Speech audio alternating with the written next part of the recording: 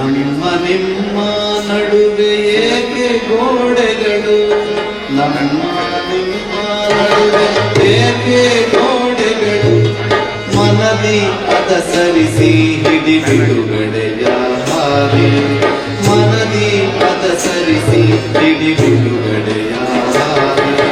ನಮ್ಮ ನಿಮ್ಮ ನಡುವೆ ಏಕೆ ಗೋಡೆಗಳು, ಮನದಿ ಅದ ಸರಿಸಿ ಹಿಡಿ ಬಿಡುಗಡೆಯ ಹಾಗೆ, ಮನದಿ ಅದ ಸರಿಸಿ ಹಿಡಿ ಬಿಡುಗಡೆಯ ಹಾಗೆ.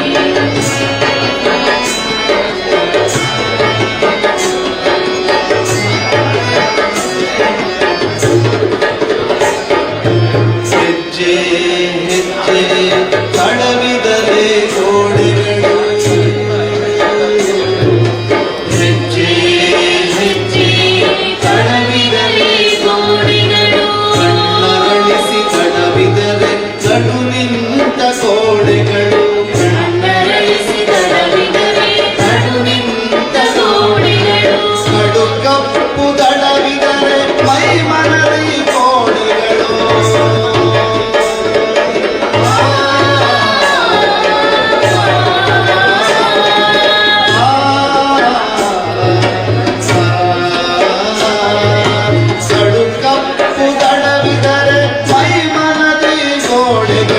ಕಡಿದಾಟದ ಕಡಿಯ ಹೊತ್ತು ನಿಂತ ಗೋಡೆಗಳು, ನಮ್ಮ ನಿಮ್ಮ ನಡುವೆ ಏಕೆ ಗೋಡೆಗಳು, ಮನದಿ ಅದ ಸರಿಸಿ ಹಿಡಿ ಬಿಡುಗಡೆಯ ಹಾಗೆ, ಮನದಿ ಅದ ಸರಿಸಿ ಹಿಡಿ ಬಿಡುಗಡೆಯ ಹಾಗೆ.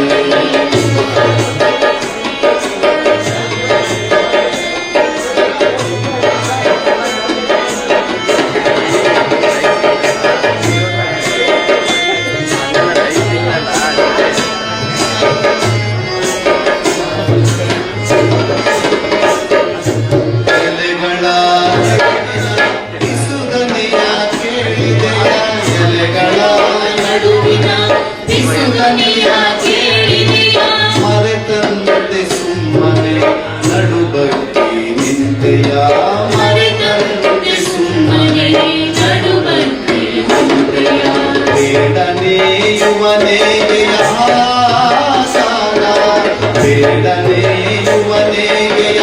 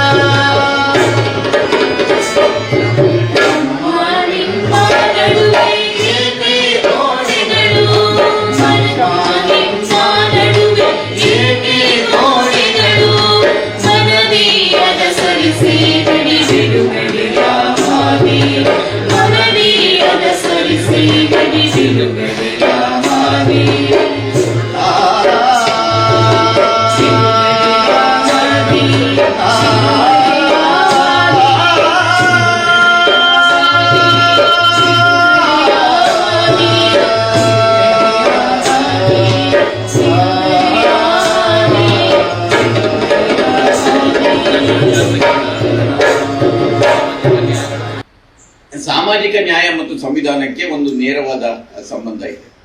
ಸಾಮಾಜಿಕ ನ್ಯಾಯ ಸ್ಥಾಪನೆಗಾಗಿ ಸಂವಿಧಾನ ಇದೆ. ಬಹಳ ಸರಳವಾಗಿ ಹೇಳುವುದಾದರೆ ಸಾಮಾಜಿಕ ನ್ಯಾಯಕ್ಕಾಗಿ ಸಂವಿಧಾನ ಇದೆ. ಆದರೆ ಸಮಸ್ಯೆ ಏನಂದ್ರೆ ಈ ಸಂವಿಧಾನದಿಂದ ನಮಗೆ ಸಾಮಾಜಿಕ ನ್ಯಾಯವನ್ನ ಅನುಷ್ಠಾನಕ್ಕೆ ತರಲಿಕ್ಕೆ ಆಗುತ್ತಾ ಎನ್ನುವುದು ಒಂದು ಪ್ರಶ್ನೆ ಇದೆ. ಈ ಪ್ರಶ್ನೆಗೆ ಬಾಬಾ ಸಾಹೇಬ್ ಅಂಬೇಡ್ಕರ್ ಅವರೇ ಉತ್ತರವನ್ನು ಕೊಟ್ಟಿದ್ದಾರೆ. ಅದನ್ನು ನಾವು ಗಮನಿಸಬೇಕು. 1949 ನವೆಂಬರ್ 26 ಅವರು ಇದನ್ನ ಕರಡನ್ನ ಪ್ರೆಸೆಂಟ್ ಮಾಡಿದಾಗ ಒಂದು ಮಾತು ಹೇಳ್ತಾರೆ, ನಿಮ್ಗೆಲ್ಲರೂ ಕೇಳಿರ್ತೀರಿ, ನಾನು ಅದನ್ನು ರಿಪೀಟ್ ಮಾಡ್ತೀನಿ. ನಾವು ಇವತ್ತು ಒಂದು ವೈರುಧ್ಯಗಳ ಘಟ್ಟವನ್ನ ಪ್ರವೇಶ ಮಾಡ್ತಾ ಇದ್ದೇವೆ. ಯಾಕೆಂದ್ರೆ ಇದನ್ನು ಇನ್ನೂ ಅರ್ಥ ಮಾಡ್ಕೊಳ್ಬೇಕಾದ್ರೆ ಗಾಂಧೀಜಿ ಮತ್ತು ಅಂಬೇಡ್ಕರ್ ನಡುವಿನ ಏನು ಸೈದ್ಧಾಂತಿಕ ವ್ಯತ್ಯಾಸಗಳಿತ್ತು, ಭಿನ್ನಾಭಿಪ್ರಾಯಗಳಿತ್ತು, ಇದರ ಮೂಲಕ ಇದನ್ನು ನೋಡಬೇಕಾಗಿತ್ತು. ಗಾಂಧೀಜಿ ಅವರಿಗೆ ರಾಜಕೀಯ ಸ್ವಾತಂತ್ರ್ಯ ಅಷ್ಟೇ ಮುಖ್ಯ ಆಗಿತ್ತು. ಅಂಬೇಡ್ಕರ್ ಅವರು ಹೇಳ್ತಾರೆ, ನೀವು ಸಾಮಾಜಿಕ ಸ್ವಾತಂತ್ರ್ಯವನ್ನು ಪಡೆಯದೇ ಇದ್ರೆ, ಆರ್ಥಿಕವಾದ ಸ್ವಾತಂತ್ರ್ಯವನ್ನು ಪಡೆಯದಿದ್ರೆ ನಿಮ್ಮ ರಾಜಕೀಯ ಸ್ವಾತಂತ್ರ್ಯ ಇರಲ್ಲವೆಂಟಾಗುತ್ತೆ. ಇಷ್ಟೇ ಸಿಂಪಲ್. ಬಹಳ ಹೊಡೆದಾಡ್ಬೇಕಾಗಿಲ್ಲ ಗಾಂಧೀಜಿ ಮತ್ತು ಅಂಬೇಡ್ಕರ್ ನಡುವೆ. ನಾವು ಬಹಳ ಹೊಡೆದಾಡ್ಕೊಳ್ತಾ ಇದ್ವಿ. ಅವರಿಗೆ ರಾಜಕೀಯ ಸ್ವಾತಂತ್ರ್ಯ ಅಷ್ಟೇ ಮುಖ್ಯ ಆಗಿತ್ತು. ಹರಿಜನ ಬಗ್ಗೆ ಮಾತಾಡ್ತಾರೆ, ದಲಿತರ ಬಗ್ಗೆ ಎಲ್ಲ ಮಾತಾಡಿದ್ದಾರೆ ಅವರು. ಆದರೆ ಅವರ ಮುಖ್ಯ ಗುರಿ ಅದಾಗಿತ್ತು, ಅವರ ಅನುಭವ ಅದಾಗಿತ್ತು. ಆಮೇಲೆ ಗಾಂಧೀಜಿಯವರ ಎವಲ್ಯೂಷನ್ಗಳನ್ನ ನೀವು ನೋಡಿದ್ರೆ, ವರ್ಣ ವ್ಯವಸ್ಥೆಯನ್ನ ಒಪ್ತಾ ಇದ್ದ ಅವರು ಕೊನೆಗೆ ಅಂತರ್ಜಾತಿ ವಿವಾಹ ಇದ್ರೆ ಮಾತ್ರ ಪಾರ್ಟಿಸಿಪೇಟ್ ಮಾಡ್ತೇನೆ ಎನ್ನುವವರೆಗೆ ಗಾಂಧೀಜಿ ಬೆಳೀತಾರೆ. ಆ ಬೆಳೀಲಿಕ್ಕೆ ಅಂಬೇಡ್ಕರ್ ಕಾರಣ. ಅಂಬೇಡ್ಕರ್ ಅವರಿಗೆ ಆ ಮಟ್ಟಿಗೆ ಅವರು ಅಂಬೇಡ್ಕರ್ ಗುರುಗಳು. ಅಂಬೇಡ್ಕರ್ ಅವರು ತನ್ನ ಅನುಭವದಿಂದ ಮಾತಾಡ್ತಾರೆ. ಅವರು ಒಂದು ಗೋಣಿ ತಾಟಲ್ಲಿ ಕೂತು ಕುಡಿಲಿಕ್ಕೆ ನೀರಿಲ್ಲದೆ ಆ ಸ್ಥಿತಿಯಲ್ಲಿ ಶಿಕ್ಷಣ ಪಡೆದವರು. ಅವರ ಅನುಭವ ಆ ಸಿಟ್ಟಿರುತ್ತೆ. ನಾನು ಯಾವಾಗಲೂ ಹೇಳ್ತೇನೆ, ಅಂಬೇಡ್ಕರ್ ಒಂದು ಮುಗುಳ್ನ ಒಂದು ಫೋಟೋ ನನಗೆ ಸಿಗ್ತಾ ಇಲ್ಲ, ಸಾಧ್ಯನೇ ಇಲ್ಲ. ಆ ಒಳಗಡೆ ಆ ನೋವು ಇಟ್ಕೊಂಡು ನಗಲಿಕ್ಕೆ ಸಾಧ್ಯ ಆಗುದಿಲ್ಲ. ಅದರಿಂದ ಅವರು ಸಂವಿಧಾನವನ್ನು ಪ್ರೆಸೆಂಟ್ ಮಾಡುವಾಗಲೇ ಹೇಳ್ತಾರೆ, ಯಾಕೆಂದ್ರೆ ನಿಮ್ಮ ಸಂವಿಧಾನ ಸ್ವಾತಂತ್ರ್ಯದ ಬಗ್ಗೆ ಮಾತಾಡುತ್ತೆ, ಸಮಾನತೆ ಬಗ್ಗೆ ಮಾತಾಡುತ್ತೆ. ಆದ್ರೆ ಇಲ್ಲಿಯ ಸಮಾಜದಲ್ಲಿ ಸಮಾನತೆ ಇಲ್ಲ. ಸಮಾನತೆ ಇಲ್ಲದ ಸಮಾಜ ಮತ್ತು ಸಮಾನತೆಯನ್ನು ಸಾರುವ ಸಂವಿಧಾನ ಇದೆಯಲ್ಲ, ಇದು ಒಂದಕ್ಕೊಂದು ಡಿಕ್ಕಿ ಹೊಡೆಯುತ್ತೆ. ನೀವು ಈ ಸಮಾನತೆಯನ್ನು ಸಾಧಿಸದೆ ನೀವು ರಾಜಕೀಯ ಸ್ವಾತಂತ್ರ್ಯವನ್ನ ಪಡ್ಕೊಂಡ್ರೆ ಅದು ವಿಫಲ ಆಗುತ್ತೆ. ಅದರಿಂದ ನೀವು ಒಂದು ಓಟಿಗೆ ಒಂದು ಮೌಲ್ಯ ಅಂತ ಹೇಳ್ತೀರಿ, ಆದ್ರೆ ನನ್ನ ಒಂದು ಓಟಿಗೂ ಅದಾನಿ ಅಂಬಾನಿನ ಒಂದು ಓಟಿಗೂ ಸಂಬಂಧನೇ ಇಲ್ಲ. ಒಂದು ಓಟಿನ ಅದಾನಿ ಇಡೀ ದೇಶವನ್ನೇ ನಡೆಸಬಲ್ಲ. ನಾನು ಒಂದು ಗ್ರಾಮ ಪಂಚಾಯತಿಯಲ್ಲಿ ನನಗೆ ನನ್ನ ಮಾತು ನಡೆಸಲಿಕ್ಕೆ ಆಗುದಿಲ್ಲ. ನನಗೆ ನನ್ನ ಆಯ್ಕೆ ಒಬ್ಬ ಸದಸ್ಯರನ್ನು ನಾನು ಸಿಲೆಕ್ಟ್ ಮಾಡ್ಲಿಕ್ಕೆ ಆಗುದಿಲ್ಲ.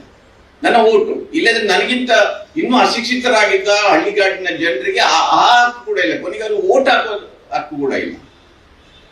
ಅದರಿಂದ ಅವರು ಬಹಳ ಎಚ್ಚರಿಕೆಯಿಂದ ಹೇಳ್ತಾರೆ, ಇದನ್ನು ನೀವು ಸರಿ ಮಾಡದೇ ಇದ್ರೆ, ಈ ಸಾಮಾಜಿಕ ಮತ್ತು ಆರ್ಥಿಕ ಅಸಮಾನತೆಯನ್ನು ಸರಿ ಮಾಡದೇ ಇದ್ರೆ, ಈ ಅತೃಪ್ತ ಜನ ಏನಿದ್ದಾರೆ ಅವರು ರೊಚ್ಚಿಗೆದ್ದು ಈ ಪ್ರಜಾಪ್ರಭುತ್ವದ ಸೌಧವನ್ನೇ ಕೆಡವಿ ಆಗ್ತಾರೆ ಅಂತ ಹೇಳ್ತಾರೆ. ಇನ್ನೇನು ಹೇಳ್ಬೇಕು? ಅದಕ್ಕೆ ಹೇಳಿದ್ರು, ದಾರ್ಶನಿಕರು ಅಂದ್ರೆ ಹಾಗೆ ಇರ್ತಾರೆ. ಅಂಬೇಡ್ಕರ್ ಅವ್ರಿಗೆ ಗೊತ್ತಿತ್ತು ಇದು ಆಗುತ್ತೆ ಹೀಗೆ ಅಂತ. ಅದೇ ಸಭೆಯಲ್ಲಿ ಅವರು ಇನ್ನೊಂದು ಮಾತನ್ನು ಹೇಳ್ತಾರೆ, ಸಂವಿಧಾನ ಎಷ್ಟೇ ಒಳ್ಳೆದಾಗಿದ್ರು ಅದನ್ನ ಅನುಷ್ಠಾನಗೊಳಿಸುವವನು ಕೆಟ್ಟವನಾಗಿದ್ರೆ ಅದು ಕೆಟ್ಟದೇ ಆಗುತ್ತೆ. ನೋಡ್ತಾ ಇದ್ರಲ್ಲ ದೇಶದಲ್ಲಿ, ಅದು ಎಷ್ಟೇ ಕೆಟ್ಟದಾಗಿದ್ರು ಅನುಷ್ಠಾನಗೊಳಿಸುವ ಒಳ್ಳೆಯವನಾಗಿದ್ರೆ ಅದನ್ನು ಒಳ್ಳೆಯದೇ ಆಗುತ್ತೆ ಅಂತ ಹೇಳ್ತಾರೆ. ಅದರಿಂದ ನಮ್ಗೆ ಎಲ್ಲವೂ ಕೂಡ ಆ ದಿವಸ 75 ವರ್ಷಗಳ ಹಿಂದೆ ಹೇಳಿದ್ದ ಅಂಬೇಡ್ಕರ್ ಮಾತುಗಳಿದೆಯಲ್ಲ, ಸುಮ್ಮನೆ ನಾವು ಹೋಗಿ ನೋಡಿದ್ರೆ ನಾವು ಅದನ್ನು ಓದೇ ಇಲ್ಲ. ಸಂವಿಧಾನ ಕೊಟ್ಟರು, ಅದರಲ್ಲಿ ಇಷ್ಟು ಪರಿಚ್ಛೇದಗಳಿದೆ, ಇದೇ ಲೆಕ್ಚರ್ ಹೊಡಿತಾ ಇದ್ದೇವೆ. ಅದನ್ನ ಜನಪ್ರತಿನಿಧಿಗಳು ಓದಿಲ್ಲ, ಅದನ್ನು ಅವನ ಪ್ರತಿನಿಧಿಗಳನ್ನ ಆರಿಸುವ ಜನರು ಓದಿಲ್ಲ. ಎಲ್ಲವನ್ನೂ ಹೇಳಿದರು. ಅವರಿಗೆ ಆ ನೋವು ಇತ್ತರು. 1955ರಲ್ಲಿ ಅವ್ರು ಹೇಳ್ತಾರೆ, ನಾನು ಈ ಪ್ರಜಾಪ್ರಭುತ್ವದ ಗುಡಿಯನ್ನ ದೇವರು ಇರಬೇಕು ಅಂತ ಕಟ್ಟಿದ್ದೇನೆ. ನಾನು ಸಂವಿಧಾನ ಪ್ರಜಾಪ್ರಭುತ್ವವನ್ನು ದೇವರಂತ ಕಟ್ಟಿದ್ದೇನೆ. ಅದರಲ್ಲಿ ದೆವ್ವ ಏನಾದ್ರೂ ಬಂದ್ರೆ ನಾನು ಅದನ್ನು ಸುಟ್ಟಾಕ್ತೇನೆ ಅಂತ. ಅಂಬೇಡ್ಕರ್ ಹೇಳಿದ್ದು, ಅನಂತ್ ಕುಮಾರ್ ಹೆಗಡೆ ಹೇಳಿದ್ದಲ್ಲ, ಅಂಬೇಡ್ಕರೇ ಹೇಳಿದ್ದಾರೆ, ಸಂವಿಧಾನವನ್ನು ಕೂಡ ಸುಟ್ಟಾಕ್ತೇನೆ. ಅದರ ಆಶಯ ಅದು ಅನುಷ್ಠಾನಕ್ಕೆ ಬರದೇ ಇದ್ರೆ ಏನು ಉಪಯೋಗ? ಅದನ್ನು ದೇವರು ಇರ್ಬೇಕಲ್ಲಿ, ದೆವ್ವ ಬಂದು ಕೂತ್ರೆ ಏನ್ ಮಾಡೋದು? ಬೇರೆ ದಾರಿ ಇಲ್ಲ, ಸುಟ್ಟಾಕ್ತೇನೆ ಅಂತ. ನಕ್ಸಲೇಟರ್ ಮಾತಾಡಿದ್ದು ಕೇಳಿದೆ ಅದಲ್ಲ, ಆ ರೀತಿ ಆದ ದಾಟಿ ಕೇಳುದು. ಇದನ್ನು ಅಂಬೇಡ್ಕರೇ ಹೇಳಿದ್ರು, ಹೋಗಿ ನೋಡಿ. ಅದರಿಂದ ಎಚ್ಚರಿಕೆಯನ್ನು ಎಲ್ಲವನ್ನೂ ಕೊಟ್ಟಿದ್ದಾರೆ, ಆದರೆ ನಾವು ಪಾಲಿಸ್ತಾ ಇದ್ದೇವೆ. ಇವತ್ತು ಸಾಮಾಜಿಕ ಸ್ಥಿತಿ ಹೇಗಾಗಿದೆ ಅಂದ್ರೆ, ಈ ದೇಶದಲ್ಲಿ ಪ್ರತಿ 16 ನಿಮಿಷಗಳಿಗೊಮ್ಮೆ ದಲಿತರ ಮೇಲೆ ದೌರ್ಜನ್ಯ ಆಗಿದೆ. ಪ್ರತಿ ದಿನ 4 ನಾನು ನ್ಯಾಷನಲ್ ಕ್ರೈಮ್ ಬ್ಯೂರೋದ ಸ್ಟಾಟಿಸ್ಟಿಕ್ಸ್ ಇಟ್ಕೊಂಡು ಹೇಳ್ತಾ ಇದ್ದೆ, ಪ್ರತಿ ದಿನ 4 ದಲಿತ ಮಹಿಳೆಯರ ಮೇಲೆ ಸವರ್ಣೀಯರಿಂದ ಅತ್ಯಾಚಾರ ನಡೀತದೆ. ಪ್ರತಿ ದಿನ 12 ದಲಿತರ ಕೊಲೆ ಆಗ್ತಾ ಇದೆ. ಇದು ರಿಪೋರ್ಟೆಡ್ ಕೇಸಸ್. ಬಾರ್ಮುಸ್ತಕ್ ಅವರು ಹೇಳಿದ್ರಲ್ಲ, ಮೀಸೆ ಬಿಟ್ಟಿದ್ದಕ್ಕೆ, ತಲೆ ಕೂದಲು ಇಟ್ಟದ್ದಕ್ಕೆ, ಪ್ಯಾಂಟ್ ಹಾಕಿದ್ದಕ್ಕೆ ಕೊಲೆ ಇದೆ ಅಲ್ಲ, ಇವತ್ತು ನಡೀತಾನೆ ಇದೆ. ಅದು ನೀವು ಯಾವ ಸ್ವಾತಂತ್ರ್ಯದ ಬಗ್ಗೆ ಮಾತಾಡ್ತೀರಿ, ಯಾವ ಪ್ರಜಾಪ್ರಭುತ್ವದ ಬಗ್ಗೆ ಮಾತಾಡ್ತೀರಿ, ಯಾವ ಸಾಮಾಜಿಕ ನ್ಯಾಯದ ಬಗ್ಗೆ ಮಾತಾಡ್ತೀರಿ? ಅಭಿವೃದ್ಧಿ ಆಗೇ ಇಲ್ವಾ? ಕಳೆದ ಬಾರಿ 102 ಮಂದಿ ಬಿಲಿಯಾಧಿಪತಿಗಳಿತ್ತು, ಬಿಲಿಯನಿಯರ್ಸ್, ಶತಕೋಟ್ಯಾಧೀಶರು. ಇಡೀ ಪ್ರಪಂಚದಲ್ಲಿ ಅಮೆರಿಕ ಮತ್ತು ಚೀನಾ ಬಿಟ್ರೆ ಅತ್ಯಂತ ಹೆಚ್ಚಿನ ಬಿಲಿಯಾಧಿಪತಿಗಳು ಅಂದ್ರೆ ಶತಕೋಟ್ಯಾಧೀಶರು ಇರುವುದು ಭಾರತದಲ್ಲಿ. ಹೋದ ಸರಿ 102 ಮಂದಿ ಇದ್ರು ಬಿಲಿಯನಿಯರ್ಸ್, ಈ ಸರಿ 145 ಮಂದಿ ಆಗಿದೆ. ನಮ್ಮ ಒಟ್ಟು ಆದಾಯದ ಸರಾಸರಿ ಇರುವುದು 2,04,000 ಕೋಟಿ, 2,04,000. 50% ಜನರ ಆದಾಯ ಇರುವುದು 53,000 ವರ್ಷಕ್ಕೆ. 10% ಜನರ ಆದಾಯ ಇರುವುದು 12 ಲಕ್ಷ, 12 ಲಕ್ಷಕ್ಕಿಂತ ಮೇಲೆ. ನೀವು ಆದ್ರೆ ಬಹಳ ಮಂದಿ GDP ಇಂಪ್ರೂವ್ಮೆಂಟ್ ಆಗಿದೆ ಅಂತ ಹೇಳ್ತಾರ, ಆಗಿದೆ. ಅದು ಸಮಾನವಾಗಿ ಹಂಚಿಕೆ ಆಗದೆ ಇದ್ರೆ ಏನು ಅನಾಹುತ ಆಗ್ಬೋದು ಅದು ಆಗ್ತಾ ಇದೆ. ನೀವು ನಾನು ಸುಮ್ಮನೆ ಹೀಗೆ ಚೆಕ್ ಮಾಡ್ತಾ ಇದ್ದೆ, ಇಡೀ ದೇಶದಲ್ಲಿ ಲ್ಯಾಂಡ್ ಹೋಲ್ಡಿಂಗ್ ಸರಾಸರಿ ಇರುವುದು 1 ಹೆಕ್ಟೇರ್. ಒಬ್ಬನಿಗೆ ಸರಾಸರಿ ಇವತ್ತು ಭೂ ಸುಧಾರಣೆ ಜಾರಿಗೆ ಬಂದ್ರೆ ಅಷ್ಟು ಅಲ್ಲ ಅದು. ಆದ್ರೆ ಇವತ್ತು ಏನಾಗಿದೆ ಅಂದ್ರೆ, ನೀವು ಕರ್ನಾಟಕ, ಕೇರಳದಲ್ಲಿ ಮಾತ್ರ ಸರಾಸರಿ 5 ಹೆಕ್ಟೇರ್ ಇದೆ. ಯಾಕಂದ್ರೆ ಕಮ್ಯುನಿಸ್ಟ್ ಭೂ ಸುಧಾರಣೆ ಸರಿಯಾಗಿ ಜಾರಿಗೆ ಬಂದಿದೆ. ಅದರಲ್ಲಿ ನಾನು ವೆಸ್ಟ್ ಬೆಂಗಾಲ್ ಅಲ್ಲಿ ಬಹಳ ಚುನಾವಣೆಗೋಸ್ಕರ ಅಡ್ಡಾಡಿದ್ದೇನೆ, ಅಲ್ಲೂ ಒಂದಷ್ಟು ಬಂದಿದೆ. ಆದ್ರೆ ಅಲ್ಲಿ ಬೇರೆ ರೀತಿಯ ಡೆವಲಪ್ಮೆಂಟ್ಗಳೆಲ್ಲ ಆಗಿದೆ. ಕರ್ನಾಟಕದಲ್ಲಿ ನಮ್ಮ ಭಾಗದಲ್ಲಿ ದಕ್ಷಿಣ ಕನ್ನಡ, ಉತ್ತರ ಕನ್ನಡ, ಶಿವಮೊಗ್ಗ, ಚಿಕ್ಕಮಗಳೂರು, ಸ್ವಲ್ಪ ದಕ್ಷಿಣ ಕನ್ನಡದಲ್ಲಿ ಆಗಿದೆ. ಉಳಿದದ್ದು ನೀವು ಚಂದ್ರ ಪೂಜಾರಿ ಅವರು ಅದರ ಬಗ್ಗೆನೇ ಒಂದು ಬುಕ್ ಇದೆ ತಗೊಳ್ಳಿ, ಸ್ಟ್ಯಾಟಿಸ್ಟಿಕ್ಸ್ ಎಲ್ಲ ಹೇಳ್ತಾ ಹೋದ್ರೆ ನಿಮ್ಗೆ ಬೋರ್ ಆಗುತ್ತೆ. ಭೂ ಸುಧಾರಣೆ ಅಂದ್ರೆ ನೀವು ಪ್ರಜಾಪ್ರಭುತ್ವ ಎನ್ನುವುದು ಕಂಪ್ಲೀಟ್ ಆಗಬೇಕಾದ್ರೆ ಮೊದಲು ಮೀಸಲಾತಿ ಸಂಪೂರ್ಣವಾಗಿ ಜಾರಿಯಾಗುತ್ತೆ. ಸಾಮಾಜಿಕ ನ್ಯಾಯದ 2 ಬಹಳ ದೊಡ್ಡ ಅಸ್ತ್ರಗಳೇನಂದ್ರೆ, ಒಂದು ಮೀಸಲಾತಿ, ಇನ್ನೊಂದು ಭೂ ಸುಧಾರಣೆ. ನೀವು ಯಾರಾದ್ರೂ ಅದರ ಸ್ಟಡಿ ಮಾಡಿ, ಸುಮ್ಮನೆ ಏನೇನೋ ವಿಷಯಕ್ಕೆ PhD ಯಾಕೆ ಮಾಡ್ತಾರ ಗೊತ್ತಿಲ್ಲ. ಇದರ ಬಗ್ಗೆ ಒಂದಷ್ಟು ಅಧ್ಯಯನ ನಡೆಯಬೇಕು. ಬಹಳ ಮಂದಿ ಹೇಳ್ತಾರೆ SC-ಗಳಿಗೆ ಮೀಸಲ ಕ್ರೀಮಿ ಲೇಯರ್ ಕೊಡ್ಬೇಕು. ನೋಡ್ರಿ, ಕರ್ಗೆ ಮಕ್ಕಳಿಗೆ ಯಾಕೆ ಬೇಕು? ಆಯ್ತಪ್ಪ, ಕರ್ಗೆ ಮಕ್ಕಳಿಗೆ ಕೊಡ್ಬೇಡಿ. 24% ಶಿಕ್ಷಣದಲ್ಲಿ ದಲಿತರಿಗೆ ಮೀಸಲಾತಿ ಸಿಕ್ಕಿದೆ. ಮೊದಲದು ತಿಳ್ಕೊಳ್ಳಿ. ನಿಮ್ಮ ಯೂನಿವರ್ಸಿಟಿಗಳಲ್ಲಿ ಭರ್ತಿ ಆಗದೆ ಎಷ್ಟು ಹುದ್ದೆಗಳಿದೆ ಅಂತ ಹೇಳಿ. ನಿಮ್ಮ ಕಾಂಟ್ರಾಕ್ಟ್ ಮೇಲೆ ತಗೊಳ್ಳೋದಕ್ಕೆ, ಇಲ್ಲದಿದ್ರೆ ಬೇರೆ ಪ್ರೈವೇಟ್ನವರಿಂದ ತಗೊಳ್ಳೋದಕ್ಕೆ ರಿಸರ್ವೇಶನ್ ಅಪ್ಲೈ ಆಗುದಿಲ್ಲ. ಇದರಿಂದಾಗಿ ನೀವು ಅಂದ್ರೆ, ಈಗ ನಾನು ನಿನ್ನೆ ಯಾವುದೊಂದು ಇದರಲ್ಲಿ ನೋಡ್ತಾ ಇದ್ದೆ, ನೀವು ಸಿವಿಲ್ ಸರ್ವಿಸ್ ಅಲ್ಲಿ ನೀವು ರಿಸರ್ವ್ ಕ್ಯಾಂಡಿಡೇಟ್ ಮತ್ತು ಜನರಲ್ ಕ್ಯಾಂಡಿಡೇಟ್ ನ ನಡುವಿನ ಅಂಕಗಳ ವ್ಯತ್ಯಾಸ 1-2% ಅಷ್ಟೇ. ರಿಸರ್ವೇಶನ್ ನಿಂದ ಬಹಳ ದೊಡ್ಡ ಲಾಭ ಆಗಿದೆ ಅಂತ ತಿಳ್ಕೊಳ್ಬೇಡಿ. ಇವತ್ತು 70% ದಲಿತರ ಹತ್ರ ಇವತ್ತು ಭೂಮಿ ಇಲ್ಲ ಅಂತ ಒಂದು ಸ್ಟ್ಯಾಟಿಸ್ಟಿಕ್ಸ್ ಹೇಳುತ್ತೆ. ನೀವು ಸಾಮಾಜಿಕ ನ್ಯಾಯ ಕೇಳಿದ್ರು, ಸಾಮಾಜಿಕ ನ್ಯಾಯದ ಸ್ಥಾಪನೆಗೋಸ್ಕರ ಸಂವಿಧಾನ ಇದೆ. ಆದರೆ ಅದರ ಮೂಲಕ ಅದರ ಆಶಯಗಳು ಅನುಷ್ಠಾನಗೊಂಡಿದೆ ಎನ್ನುವುದನ್ನು ನಾವು ಆತ್ಮಾವಲೋಕನ ಮಾಡಬೇಕು. ಇದನ್ನು ಮಾಡಬೇಕಾದವರು ಯಾರು? ಸಂಸತ್ತು ಮಾಡುವುದು. ಸಂಸತ್ತಲ್ಲಿ 253 ಮಂದಿ ಕ್ರಿಮಿನಲ್ಗಳಿದ್ದಾರೆ. ಸ್ಟ್ಯಾಟಿಸ್ಟಿಕ್ಸ್ ADR ರಿಪೋರ್ಟ್ ನೋಡಿ. ಅದರಲ್ಲಿ 173 ಮಂದಿ ವಿರುದ್ಧ ರೇಪ್, ಕಿಡ್ನಾಪ್ ಮತ್ತು murder, attempt of murder, serious ಆದ ಚಾರ್ಜಸ್, ಹೀನಸ್ ಕ್ರೈಮ್ ಅಂತ ಏನ್ ಹೇಳ್ತೇವೆ, ಮೇಲ್ ಮೇಲೆ 173. ನೀವು ಇವರನ್ನ ಅಲ್ಲಿ ಇಟ್ಕೊಂಡು ನಾವು ಸಾಮಾಜಿಕ ನ್ಯಾಯವನ್ನು ಸಂವಿಧಾನದ ಮೂಲಕ ಅನುಷ್ಠಾನಗೊಳ್ಬೇಕಂತ ಹೇಳಿದ್ರೆ ಅದು ಹೇಗೆ ಸಾಧ್ಯ ಇದೆ? ಸಂವಿಧಾನ ಅನುಷ್ಠಾನಕ್ಕೆ ಬರುವುದು 3 ಅಂಗಗಳ ಮೂಲಕ ಬರುತ್ತೆ. ಕಾರ್ಯಾಂಗದ ಮೂಲಕ, ಶಾಸಕಾಂಗದ ಮೂಲಕ, ನ್ಯಾಯಾಂಗದ ಮೂಲಕ. ಈ 3 ಅಂಗಗಳ ಒಂದು ಕರ್ತವ್ಯ ನಿರ್ವಹಣೆ ನೀವು ದಿನ ಪೇಪರ್ ಓದುವವರು ನೀವು ಸುಮ್ಮನೆ ಕಲ್ಪಿಸ್ಕೊಳ್ಳಿ, ನಾನು ವಿವರಗಳಿಗೆ ಹೋಗುದಿಲ್ಲ. ಕಾರ್ಯಾಂಗದ ಉಸ್ತುವಾರಿಯನ್ನ ಶಾಸಕಾಂಗ ನೋಡುದು ಅಲ್ವಾ? ಅದಕ್ಕಾಗಿ ಶಾಸಕಾಂಗ ನಾವು ಜನರನ್ನು ಅವರನ್ನು ಆರಿಸಿ ಕಳಿಸಿದ್ವಿ. ಶಾಸಕಾಂಗದ ಉಸ್ತುವಾರಿಯನ್ನ ನ್ಯಾಯಾಂಗ ನೋಡುದು. ಒಂದು ಸಣ್ಣ ಹುಡುಗಿಯ ಮೇಲೆ ಒಂದು 80 ವರ್ಷದ ಮುದುಕ ರಾಜಕಾರಣಿ ಅವಳನ್ನು ಮೊಲೆಸ್ಟ್ ಮಾಡ್ತಾರೆ. ಫೋಕ್ಸೋ ಕೇಸ್ ಇದೆ, ಬೇಲ್ ಇಲ್ಲ, ಜೈಲಲ್ಲಿ ಇರಬೇಕು. ಕೋರ್ಟ್ ಏನು ಹೇಳುತ್ತೆ? ಏನ್ ನಡೀತಾ ಇದೆ? ನಾವು ಸುಮ್ಮನೆ ಇದ್ದೇವೆ. ಫೋಕ್ಸೋ ಕೇಸಲ್ಲಿ ಇಮಿಡಿಯೇಟ್ ಅರೆಸ್ಟ್ ಆಗುತ್ತೆ. ಆ ಅಮ್ಮನ ಹತ್ರ ನಾನು ತಾಯಿ ಸತ್ತಿದೆ, ಈಗ ಅವ್ರ ಹತ್ರ ಮಾತಾಡಿದೆ. She was A cancer patient. ಯಾವ ಸಮಾಜದಲ್ಲಿ ಇದ್ದವು? ಈಗ ಅದನ್ನೇನೋ ರಿಸರ್ವ್ ಮಾಡಿದ್ದಾರೆ, ಅರೆಸ್ಟ್ ಆಗುದಿಲ್ಲ. ಇದು ಇದು ಇದು ನಮ್ಮ ನ್ಯಾಯಾಂಗ ನಡ್ಕೊಳ್ಳುವ ರೀತಿ. ನ್ಯಾಯಾಂಗದ ಭ್ರಷ್ಟಾಚಾರದ ಬಗ್ಗೆ ಇವತ್ತು ಪ್ರಶಾಂತ್ ಭೂಷಣ್ ಅವರು ಮುಚ್ಚಿದ ಲಕೋಟೆಯಲ್ಲಿ ಯಾರ್ಯಾರ ಜಡ್ಜಿ ಮೇಲೆ ಏನೇನು ಆರೋಪ ಇದೆ ಕೊಟ್ಟಿದ್ದಾರೆ. ಅವರ ಮೇಲೆ ಕಂಟೆಂಟ್ ಆಗ್ತೇವೆ ಅದಂತ ಹೇಳಿದ್ರೆ ಪ್ರಶಾಂತ್ ಭೂಷಣ್ ಅಂದ್ರು ಮಾಡ್ಲಿಕ್ಕೆ ಕಂಟೆಂಟ್ ನಾನು ನೋಡ್ಕೊಳ್ತೇನೆ ಅಂತ. ಇಲ್ಲಿಯವರೆಗೆ ಅವ್ರಿಗೆ ಏನ್ ಮಾಡ್ಲಿಕ್ಕಾಗಿಲ್ಲ, ಯಾಕೆಂದ್ರೆ ಲಕೋಟೆಯಲ್ಲಿ ಇದೆ ಅವರ ಹಣೆ ಬರದಲ್ಲಿ ನ್ಯಾಯಾಂಗದ ಪರಿಸ್ಥಿತಿ. ಶಾಸಕಾಂಗ ಆಗ್ಲೇ ಹೇಳಿದೆ, 253 ಮಂದಿ ಕ್ರಿಮಿನಲ್ಗಳು ಕೂತಾರೆ. ನೀವು ರೆಪ್ರೆಸೆಂಟೇಷನ್, ದಲಿತರಿಗೆ ರಿಸರ್ವೇಶನ್ ಕಾರಣಕ್ಕಾಗಿ ಪೊಲಿಟಿಕಲ್ ರೆಪ್ರೆಸೆಂಟೇಷನ್ ಇದೆ. 1952ರಲ್ಲಿ 25 ಮಂದಿ ಮುಸ್ಲಿಮರು ಇದ್ರು ಪಾರ್ಲಿಮೆಂಟ್ ಅಲ್ಲಿ. 2024ರಲ್ಲಿ 24 ಮಂದಿ ಇದೆ. ನೀವು ಏನು ಮೋದಿ ಬಂದ ನಂತರ ಏನು ಆಗಿದೆ ಅಂತ ತಿಳ್ಕೊಳ್ಬೇಡಿ. ಇಂದಿನ ಸರ್ಕಾರದಲ್ಲೂ ಅದು 80 ಮತ್ತು 84ರಲ್ಲಿ ಒಂದು 8%, 9% ಹೋಗಿದೆ. ಉಳಿದಾಗೆ 4% ತೆಗೆದಿತ್ತು. ಕಾಂಗ್ರೆಸ್ ಇದ್ದಾಗಲೂ ಆಗಿತ್ತು, ಮೋದಿ ಇದ್ದಾಗಲೂ ಆಗಿತ್ತು. ಏನು ವ್ಯತ್ಯಾಸ ಆಗಿಲ್ಲ. ಬಹಳ ಮಂದಿ ಆಗಿ ತಿಳ್ಕೊಂಡಿದ್ದಾರೆ. ಅಂದ್ರೆ ಏನಾಗಿದೆ ಅಂದ್ರೆ ನೋಡಿ, ಬಿಜೆಪಿಯ ಎಲ್ಲಾ ಎಂಪಿಗಳಲ್ಲಿ ಒಬ್ಬನೇ ಒಬ್ಬ ಮುಸ್ಲಿಂ ಇಲ್ಲ. ಅವ್ರು ಯಾರಿಗೆ ಟಿಕೆಟೇ ಕೊಡುದಿಲ್ಲ, ಅವ್ರು ಓಟೇ ಬೇಡ ಅಂತ ಹೇಳ್ತಾ ಇದ್ದಾರೆ. ಯಾವ ಪ್ರಜಾಪ್ರಭುತ್ವದ ಬಗ್ಗೆ ನಾವು ಮಾತಾಡ್ತಾ ಇದ್ದೇವೆ?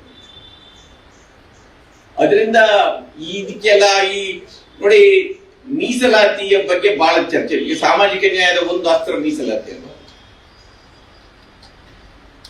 2% ಸರ್ಕಾರಿ ಉದ್ಯೋಗ, 2% ತಿಳ್ಕೊಳ್ಳಿ. ಒಂದು ಸಣ್ಣ ಪುಸ್ತಕ ಬರೆದರೆ ಒಂದು 4-3 ಮೀಸಲಾತಿ ಬಗ್ಗೆ ಸಿಕ್ಕಿರಬಹುದು. ಸ್ಟಾಟಿಸ್ಟಿಕ್ಸ್ ಇದೆ. 2% ಉದ್ಯೋಗ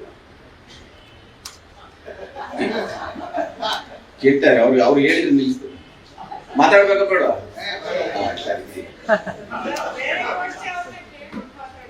ಆಯ್ತಾ? ಆಯ್ತು, ನಿಲ್ಲಿಸ್ತೇನೆ ನಾನು, ನಿಲ್ಲಿಸ್ತೇನೆ. ನನಗೇನಿಲ್ಲ. ಎಷ್ಟು ನಿಮಿಷ ಆಯ್ತು ಈಗ? ಇಲ್ಲ, 20 ನಿಮಿಷ ಆಗಿಲ್ಲ. ನಾನು ಆಯ್ತಾಯ್ತು, ನಾನು ಮುಗಿಸ್ತೇನೆ. ನಾನು ಅದಕ್ಕೆ 20 ನಿಮಿಷ ಮಾತಾಡ್ಲಿಕ್ಕೆ ಎಲ್ಲಿ ಯಾಕೆ ಬರ್ತೇನೆ ನೋಡಿ. ನೀವು ಮಾತಾಡಿ ಕಟ್ ಮಾಡಿ 5 ನಿಮಿಷ.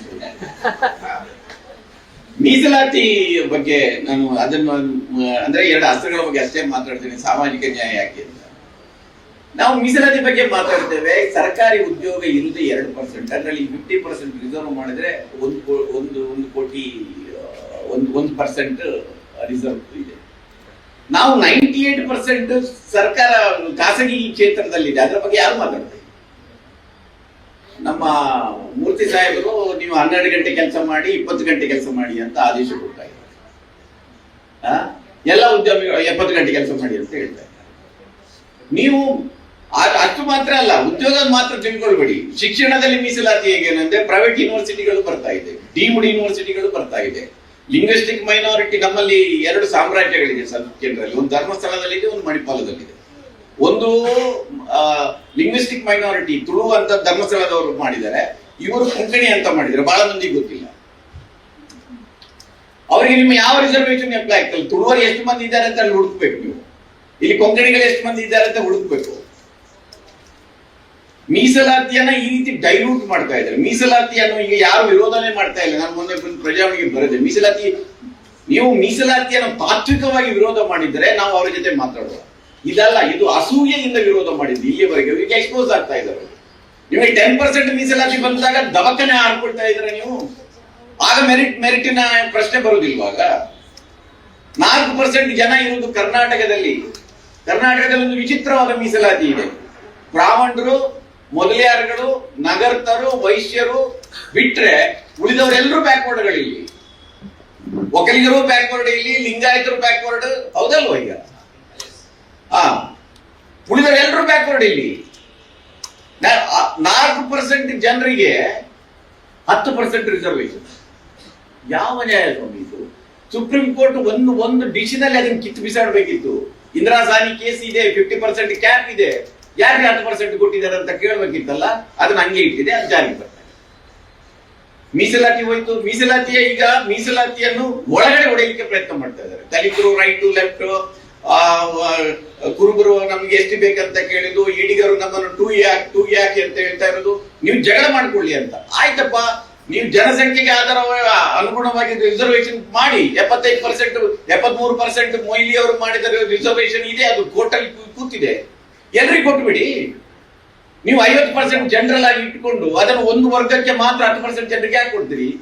52% OBCಗಳಿದೆ, 27% ಹೇಗೆ ಕೊಡ್ತೀರಿ ನೀವು? ಪ್ರಶ್ನೆ ಮಾಡ್ಬೇಕಲ್ಲ ಯಾರಾದ್ರು. ಮೀಸಲಾತಿಯನ್ನ ಆ ರೀತಿ ಮಾಡಿ ಇಟ್ಟಿದ್ದಾರೆ. ಭೂ ಸುಧಾರಣೆ ಅಂತ ಹೇಳಿದ್ದೇನೆ ನಾನು ಇವತ್ತು. ಭೂ ಸುಧಾರಣೆ, ಭೂ ಸುಧಾರಣೆಯಾದ ಮೊದಲ ಅಮೆಂಡ್ಮೆಂಟ್ ಯಾರು ಮಾಡಿದ್ದಾರೆ ಅಂದ್ರೆ ನಮ್ಮ ಮಣ್ಣಿನ ಮಗ ದೇವೇಗೌಡರು.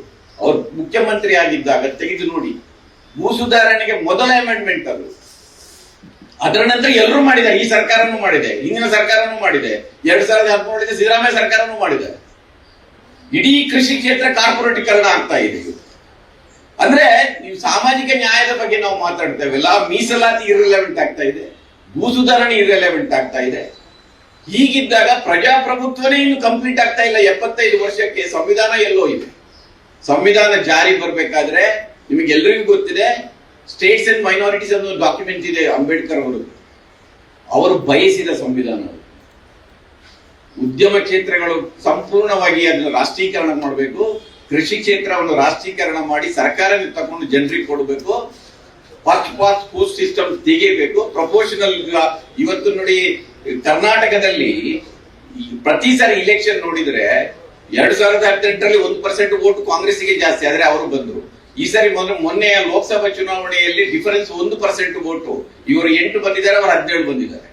ಇದು ಎಂತ ಸಿಸ್ಟಮ್? ನೀವು ಇನ್ನು ವೋಟಿಂಗ್ ಮಿಷನ್ ಇದ್ರ ಬಗ್ಗೆ ನಾನು ಹೇಳುದಿಲ್ಲ. ಬಹಳ ಮಂದಿ ಅದನ್ನು, ನನಗಂತ ಅದ್ರ ಮೇಲೆ ನಂಬಿಕೆ ಇಲ್ಲ. ನಾನು ಅದ್ರ ಬಗ್ಗೆ ಒಂದು ಸೆಮಿನಾರ್ ಮಾಡಿದ್ರೆ ಬಂದು ಮಾತಾಡ್ತೀನಿ. ನನಗಂತೂ ನಂಬಿಕೆ ಇಲ್ಲ ಅದ್ರ ಬಗ್ಗೆ. ಅದು ಇನ್ನೊಂದು ವಿಚಾರ.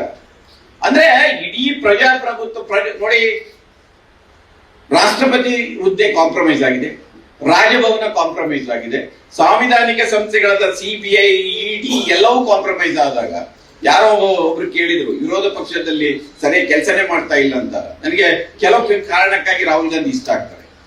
ಅವ್ರು ಹೇಳಿದ್ರು, ಒಂದು ಇದು ನಿಮ್ಮ ಹೋರಾಟ ಕಂಪ್ಲೀಟ್ ಆಗ್ಬೇಕಿದ್ರೆ ವಿರೋಧ ಪಕ್ಷ ಯಾವ ಕೆಲಸ ಮಾಡ್ಲಿಕ್ಕೆ ಸಾಧ್ಯ ಇದೆ ಅಂದ್ರೆ, ನ್ಯಾಯಾಂಗ ಸರಿಯಾಗಿ ಕೆಲಸ ಮಾಡಿದಾಗ, ಕಾರ್ಯಾಂಗ ಸರಿಯಾಗಿ ಕೆಲಸ ಮಾಡಿದಾಗ, ಸಿವಿಲ್ ಸೊಸೈಟಿ ಸರಿಯಾಗಿ ಕೆಲಸ ಮಾಡಿದಾಗ, ಮೀಡಿಯಾ ಸರಿಯಾಗಿ ಕೆಲಸ ಮಾಡಿದಾಗ ಮಾತ್ರ ವಿರೋಧ ಪಕ್ಷಕ್ಕೆ ವಾಯ್ಸ್ ಬರುತ್ತೆ. ಅದು 77ರ 80ರ ನಡುವಿನ ತುರ್ತು ಪರಿಸ್ಥಿತಿಯ ವಿರುದ್ಧದ ಹೋರಾಟದಲ್ಲಿ ಅದಿತ್ತು. ಅದು ಇವತ್ತು ಮಾಧ್ಯಮದ ಬಗ್ಗೆ ನಾನು ಮಾತಾಡುದಿಲ್ಲ ಅಂತ ಮೊದಲೇ ತೀರ್ಮಾನ ಮಾಡಿದ್ದೇನೆ. ಮಾಧ್ಯಮ ಕಾಂಪ್ರಮೈಸ್ ಆಗಿದೆ, ನ್ಯಾಯಾಂಗ ಕಾಂಪ್ರಮೈಸ್ ಆಗಿದೆ, ಕಾರ್ಯಾಂಗ ಕಾಂಪ್ರಮೈಸ್ ಆಗಿದೆ, ಸಾಂವಿಧಾನಿಕ ಸಂಸ್ಥೆಗಳೆಲ್ಲವೂ ಕಾಂಪ್ರಮೈಸ್ ಆದಾಗ